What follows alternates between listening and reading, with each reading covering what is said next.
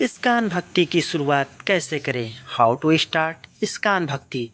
नमस्कार दोस्तों, आप लोग का स्वागत है अपने यूट्यूब के एक और नए चैनल भक्ति 2.0 में। इस वीडियो के माध्यम से हम जानेंगे इस्कॉन भक्ति की शुरुआत कैसे करें। भक्ति योग एक महत्वपूर्ण मार्ग है जो व्यक्ति को आत्मज्ञान की ओर ले जाता है। ISKCON international society for Krishna conscious एक ऐसी संस्था है जो भगवान श्री कृष्ण की भक्ति को प्रसारित करती है। यदि आप इस्कॉन में भक्ति की शुरुआत करना चाहते हैं तो यहाँ कुछ चरण दिए गए हैं। पहला, ज्ञानार्जन। भक्ति की शुरुआत करने से पहले यह जरूरी है कि आप श्रीमद् भागवत गीता, भागवतम और श्री चैतन्य चरितामृत जैसे ग्रंथों का अध्ययन करें।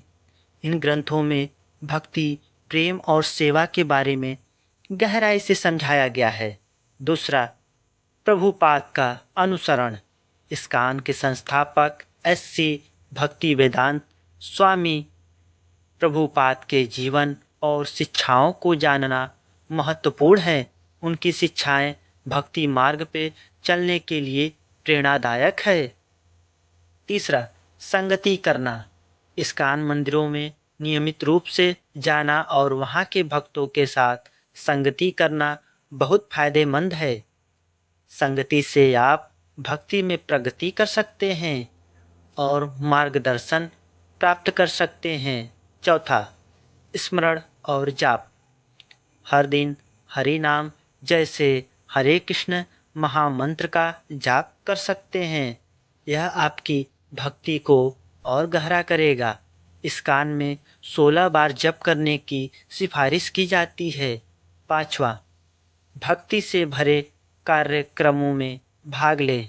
इस्कॉन के विभिन्न कार्यक्रमों में भाग लें, जैसे कि आरती, कीर्तन, पाठ और भजन।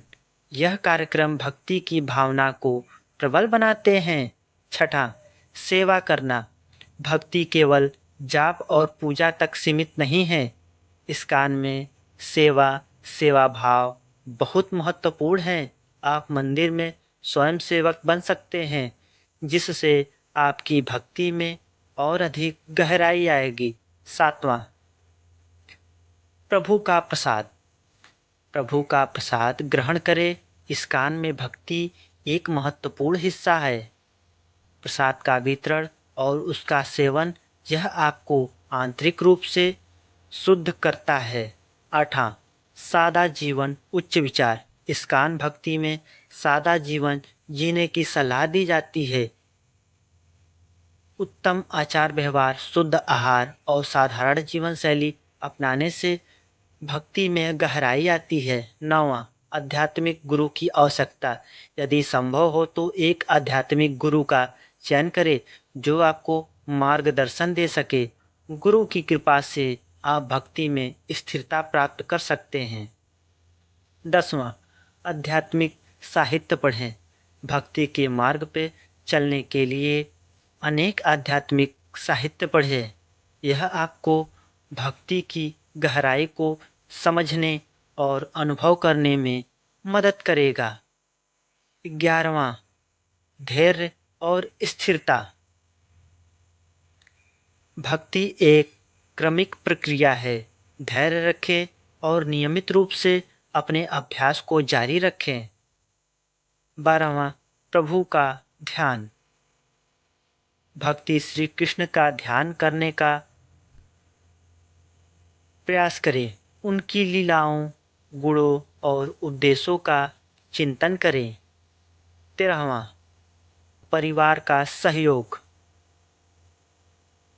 यदि आपके परिवार में भी इस्कॉन के भक्त हैं तो उनके साथ मिलकर भक्ति करें। इससे आपका अभ्यास और मजबूत होगा। 14वां, नियम और अनुशासन। भक्ति में नियम और अनुशासन बहुत महत्वपूर्ण है।